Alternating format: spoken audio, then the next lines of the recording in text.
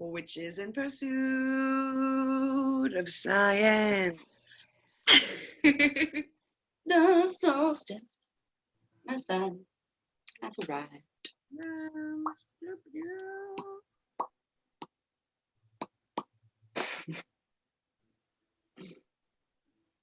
Yes. Longest day, carousel. And the solstice, it's not May Day, but it's Stonehenge. Yep, cool. You got that too. Yep. Vestilia. All right.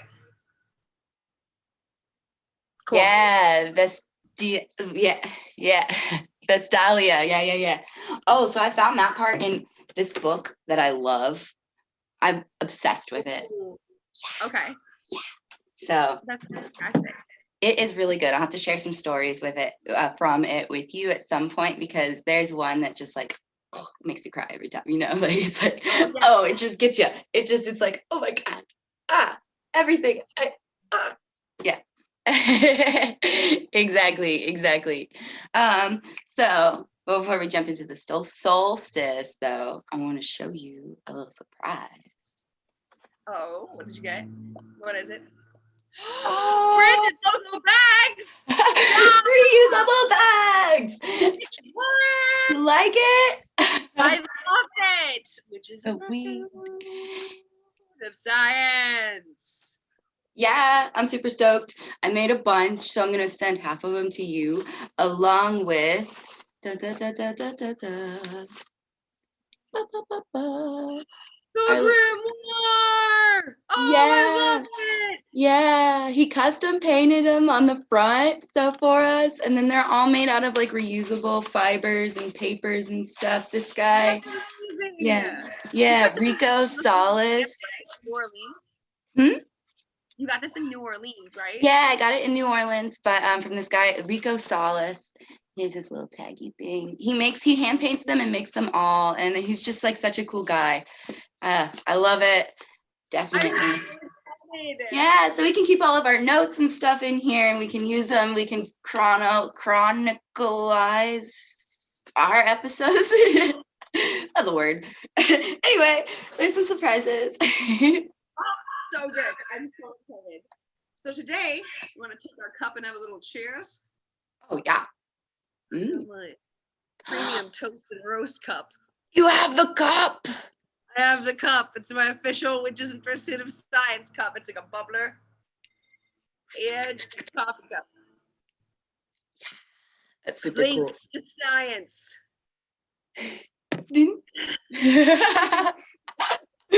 Rad. Oh my gosh. So, I guess let's get into it. So, the solstice is coming up, which I'm super stoked about.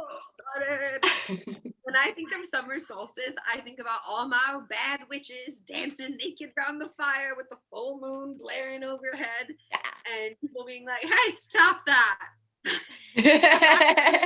Normies get nervous. It's the longest day of the year. Right? Yeah, it is the longest day of the year. It's the longest day of sunlight in the year. So it's the day with the most sun. So I guess, it'd be the longest day. Because the longest night is a night, not a day. So yeah. I'm overthinking this. So I suppose our quest today is all about discovering and explaining the summer solstice. Would that be on topic? Yeah. Yes. I'm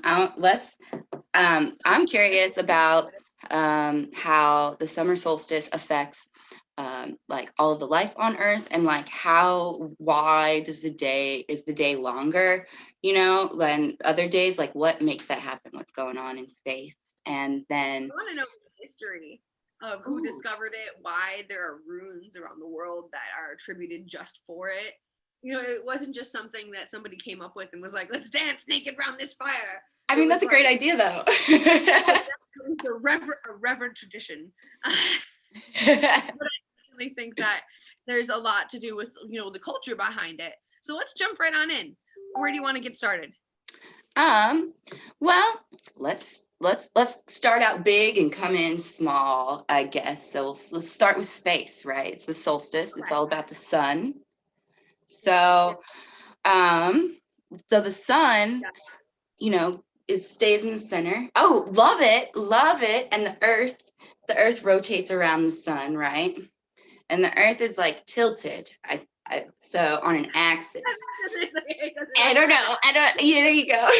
And as it tilts, it like wobbles towards and away from the sun. So the summer solstice is when yes. For viewers who are just listening in and not watching this on YouTube, I am holding both my balls right now and I'm just wiggling them around in a planetary position around our sun. There you go. Rotate. So yes. So as it gets going around the sun, we're coming out of winter where it's now dark, right? Yes. So when it's winter in the northern hemisphere, we're tilted away from the sun. So we get the least amount of light. That's the longest night. But now in the summer solstice, it's tilted towards the sun. So on the northern hemisphere. And so then we get the most sun. And so as our earth is rotating around the sun, it's kind of wobbling like this to get a lot of sun and a little sun. And so that's on the northern hemisphere. And on the southern hemisphere, it's the exact opposite. So when it's the summer solstice for us up here in the north, it's the winter solstice down there in the south. And when it's the winter solstice, really dark for us here in the north, it's the summer solstice in the south. And so there's this balance of light and dark at all times on the planet. And I think that's really beautiful. While I was researching and digging in and learning about like the solstice and how this happens, I learned this word to describe what we just did, this path, which I thought was really cool. So it's called ecliptic. And the definition is the great circle, that the apparent path of the sun among the constellations in the course of a year. I'm like, wow, that's just so poetic. So birthday card greeting. Have a great ecliptic year. Ecliptic year. Oh yeah. Yeah. So from outer space, then that's what's going on with the solstice. And then if we zoom back in here on Earth, the amount of light that you experience and the amount of darkness affects our circadian rhythms, right? So like when we wake up and when we go to sleep, right? I found this super, super cool article about about how the solstice actually affects our circadian rhythms. And so they used a wee little tiny sea organism called a copepod, which is like a shrimp, a freshwater shrimp of sorts. And so what they found is that during the solstice, that the transcriptome, so the proteins that the shrimp makes, varies. And when they're at the very, very north of the planet, so they get like a 24-hour day of sun. And whenever it's in this period of high sun, their circadian rhythms actually adjust to the tides of the water so that they stay regulated. And I thought that is so, so cool, isn't it? Right? It's kind of similar to, so the shrimp's making protein and adjusting to the water is kind of similar to if you go to we just talked about it on here too, but the runes in Ireland, I think it is. Yeah. The stone circle. Yeah. The light there, it's actually a calendar, those stones being pressed out, and the position as it catches the sun's axis, it also adjusts too. So just as like natures in the sea that aren't being aware of it are suddenly like changing their rhythm, just as the stones on land, and as you look at it like a clock, it's also changing and adjusting to its rhythm as well. I also learned that so primitive people, their natural circadian rhythm, with the way they wake up, would also get them ready. And around this time of year, they begin to wake earlier with the sun, and our bodies follow the sun's rhythm. So usually, typically, as from survivalists in a very traditional, like going way back, we wake and we sleep with the sunlight, just like most animals do. And so we begin to adjust ourselves. All this interconnectivity. That is so neat. Like, you think of the sun as being so far away and just like, this big burning ball of heat, but like it really affects us on such a on such like a really like deep subconscious level. Like even to when we wake up, we think, we wake up when we're not tired anymore, but like, no, man, the sun's up there saying, hey, get up, start your day. Goes back to like the Farmer's Almanac. What is it? No, I don't even know. It doesn't matter. Move on to the next part. Yeah. So other than Stonehenge, do you know of any other like? I think Stonehenge can't be the only old culture that has like used rocks in the sun to chart their time, right? I mean, Oh, absolutely. We find it across the map. We find people in Greece using sundials. We find people in northern China using sundials and like solar, coming up with their own version of like a sundial, which is a mixture of like rocks in a circle that they place, but also having the traditional like line in the very middle of it. If you look around, even Vikings and Icelandic areas, they also practiced summer solstice. They also were aware of this time change. And as you look through culture to culture across the globe, everybody's observing it in their own way, and they're explaining it maybe a little slightly differently. But in the gist, people understood even from the very primitive times that the seasons change. We look back, and I do believe Egypt even. Correct me if I'm wrong. Egypt also observed the solstice, did they not? Oh yeah, I think they totally did. They were very involved with studying what was going on in the sky. I think the pyramids lined up with certain important big stars and things. So yeah, I think they were actually maybe one of the first cultures to observe the solstice. Totally, I do believe it was 6,000 years before Stonehenge is even born. That you see these pyramids popping up. And the pyramids pyramids don't just form in Egypt too. We have to keep in mind that there's an actual graph here in our planet where there are pyramids built all over the place down in Central America, over in Egypt, in Africa, in China, in Europe. We find them literally in parts of America. There are even pyramids that are built here in the United States that people aren't even aware of in these ancient sites. What is the point of it? It's just a building there. It's not just a building. It's pointing at something. And some believe it can be an energy chamber. Some believe it can be a way of time. But if you look across the grid, we have the pyramid system on every continent are found. And when you link them together, it actually forms a flower of life pattern, which is incredible about how it just ties everything in the world back together. When you look at it, there's no shadows when the stars are directly and the sun's directly overhead. The pyramid itself is acting as a sundial. And so it's therefore showing its light. And so this is how they can kind of gauge not only the season, but what time of year, because they didn't have calendars yet. So everything comes from tracking the stars in the sky and the position of the sun and where it's shining most on Earth. That is truly beautiful, man. When you were talking about I got chills all down my body. Oof. Like, so in the background, my cat's clawing the couch, and I want to like correct him, but I don't know how to Caesar him from across the room. Like, stop that! Please, no. Aw. Oh, little murky. Especially if you look into the symbolism of what happens in the summertime. The sun is at its highest position in the sky, and what we find when the sun's directly overhead is there's no shadow on the ground. And that lack of shadow is a huge, deep time for a transition for people, especially as we age into more pagan, occultic, ritual aspects of what happens when there's no observation of the shadow self. What happens when we lose that part of it, and what is it for coming into the different regions? We know in summer it's heat, it's typically drought. We see loss of everything's drying up. In Africa, you go back to Egypt and places in Africa, this would definitely be a huge thing to be able to know, because the Nile is going to dry up. All the plantations, when we get ready for a savannas thrive during wet season.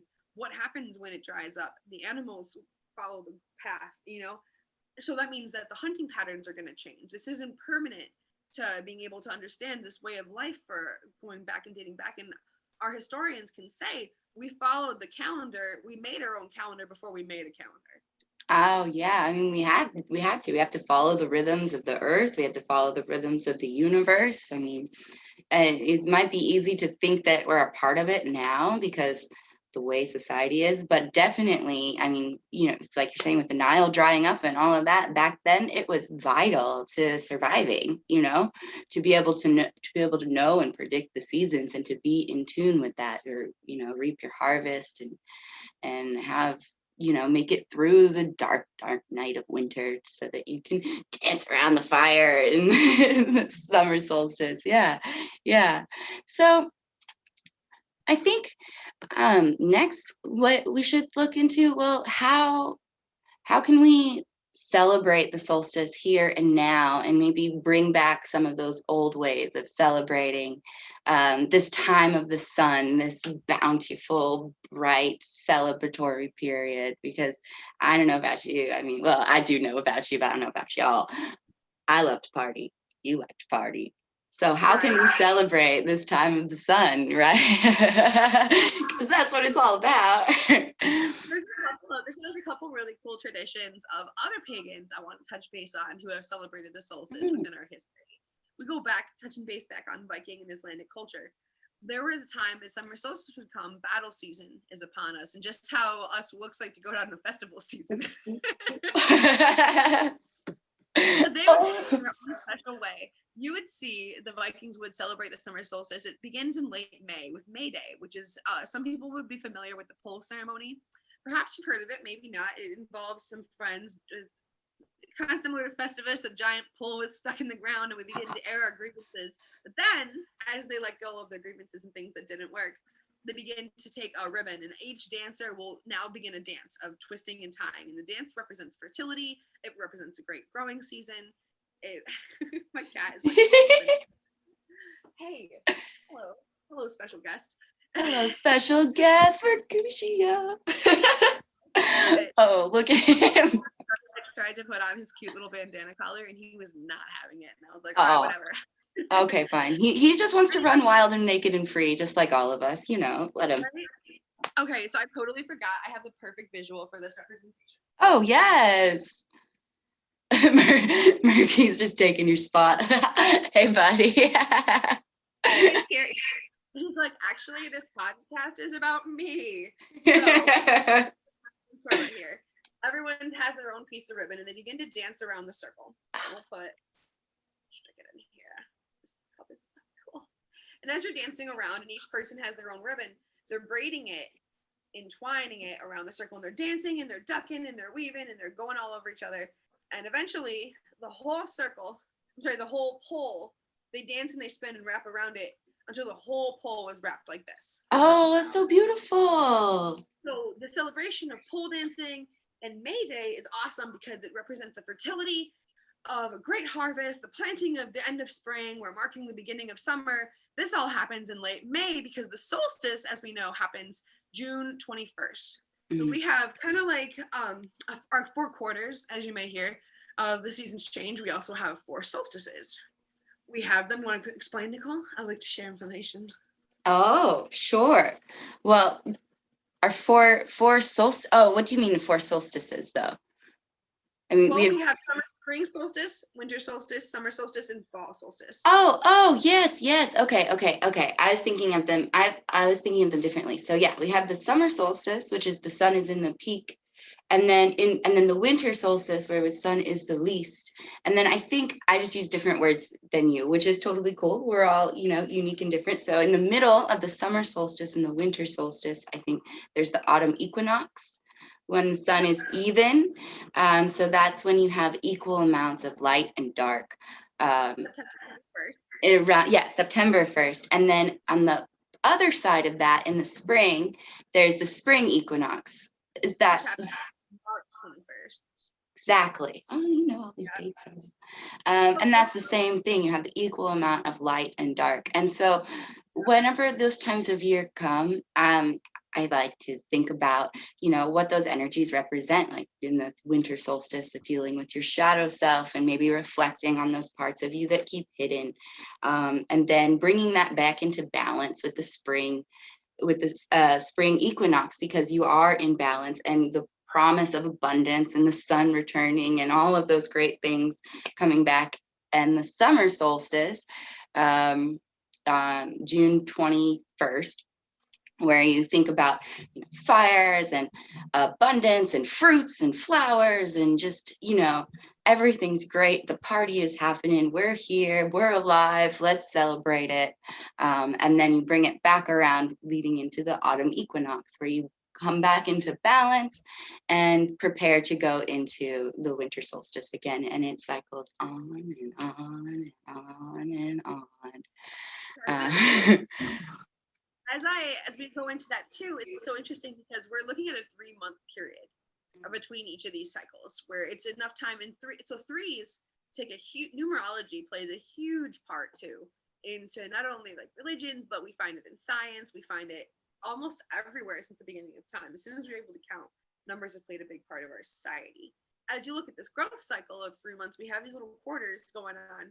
And in that 3-month time, the beginning of it is the time of planting intentions. If you look at it from a literal sense, it's a time of setting goals. It's a time of celebration for what's to come. At the end of the cycle, when we celebrate it again, it's the time of letting go of what has passed, letting go of the intentions that you've set in the beginning quarter. So as we come into spring quarter, perhaps it's time to consider growing new things, planting your crops, getting ready, spring cleaning. We come into all of that. As we come into the end of May, getting into June, you see not only does the weather shift and change, but again, as we come into that summer quarter in the northern hemisphere anyway, you're seeing, just that reiterating growth, just constant growth, everything starting to blossom, bloom, and actually prosper. We give gratitude at summer solstice for all the intentions that we've set in spring, for all the intentions that we've let go of fall and winter, and now it's kind of like New Year's in a way of, and it's so interesting too. I'll get to this in 1 second. In a way, it's like a brand new year as far as like the calendar goes, and that's why there's a huge celebration in summertime. We feel it.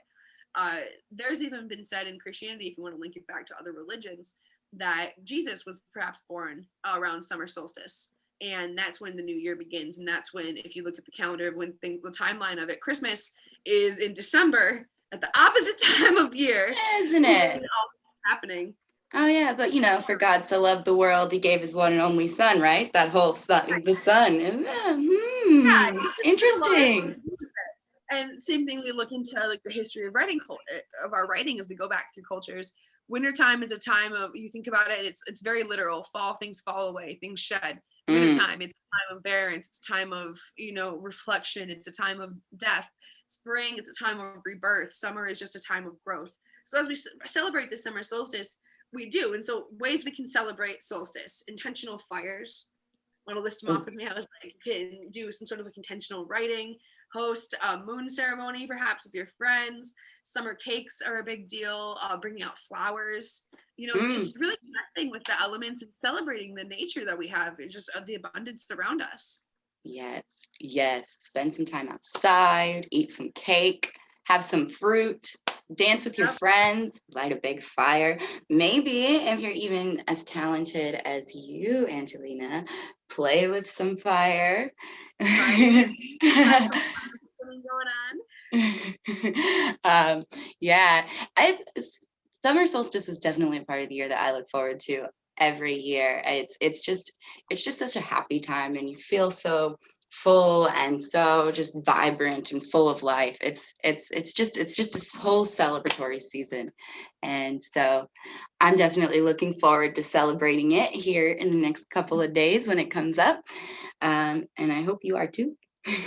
Absolutely. I've got a spot for my bonfire picked out. We're going to celebrate with the maple this year and do a little bit of twirling dancing with my ribbons here. We're going to, what I want to do, my goals of intention for this summer is to continue to work on and just put that energy into growing really great things here with our podcast, with my own personal business, just with everything that I touch. I just want to help grow it, so I think it'll be really good. I started volunteering at a miniature horse stable, and I'm making that a part of my Saturday routine. And I just want to hopefully be able to make that into as I go into summer. I'm hoping to get a cool relationship with these animals and be able to help and contribute to the farm as best I can. And so I'm excited to report back and see how that goes as far as that goal set when we do our fall solstice or fall episode. Yes. Oh, you're gonna be like a horse whisperer by then. A horse whisperer. Miniature horse, not even mini ponies. So cute. Ponies. It's literally me brushing them out, pretending like they're real My Little Ponies, and I'm dying, man. Oh my God, childhood dreams come true. My best friend. I love that. I love what are that. your goals for summer? My goals for this summer are going to be to work on pursuing more mindfulness and meditation exercises. That's something that an intention that I set around the beginning of January. I started really diving into meditation practices and learning how to be a meditation teacher and guide. And so I'm about 30-40% done with the course right now, and I'm really hoping that by the time the next equinox comes around to be done with it and to be able to share this gift with more people and to really dive into getting to know yourself in a different way. So that's something that I'm looking forward to. And I also want to know what you, our friends at home, are looking forward to, what your goals are, what you're bringing in. Please leave it in the comments below because we totally love feedback. Yes, we want to know what you're up to. What are you doing for solstice? What are your goals? What are your ambitions? Let's grow. Oh man. Well, if you haven't yet, please give us a like, a share, or a subscribe, or maybe even all three if you really want to spoil us. We love hanging out with you, our best friends. Thank you so much for being interested in science, being interested in what we do. Thanks for tuning in. Please like our Facebook page, Witches in Pursuit of Science. And if you want to get involved in questing, join our group, Witches in Pursuit of Science, the Quest, on Facebook. You can like, share, pass along to your friends. Join in and subscribe to us, and maybe come back and listen wherever you get your podcasts. Yeah. Stay blessed. Shall we do our little outro? Yes, we will. And this time, maybe we'll be able to say the ending in sync. This is going to be a fun little side journey for all of us together. One day we're going to get it. We don't know when. You don't either, but we'll all share that moment together. So let's see if today's the day. All right. Okay. Thank you all so much. We love you. And witches, stay in pursuit of science. Okay, ready? Oh shoot. If I can find it. I was like, where is I know. It's on the drive in the first episode. Yes. Yeah, I had to pull it up earlier too. I was like, oh no, I'm going to forget.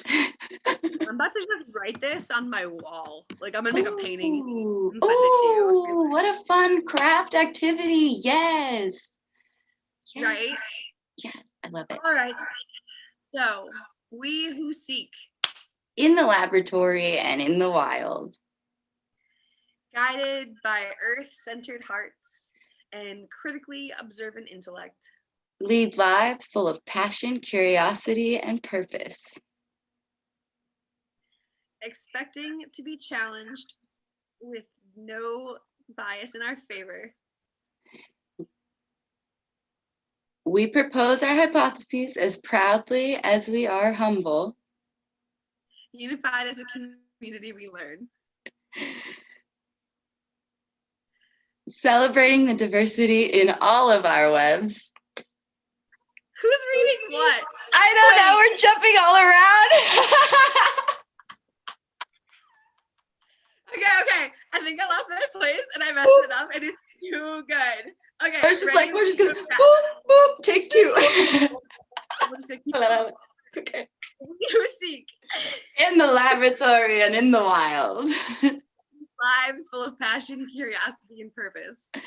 Guided by earth-centered hearts and critically observant intellect.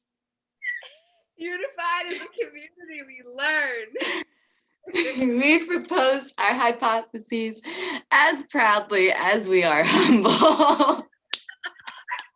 expecting to be challenged with no bias in our favor. We cast our intentions to infinitely expand understanding. Celebrating diversity within all of our webs. Collectively weaving with a powerful and gentle kindness. We are witches in pursuit of science. Thanks for watching.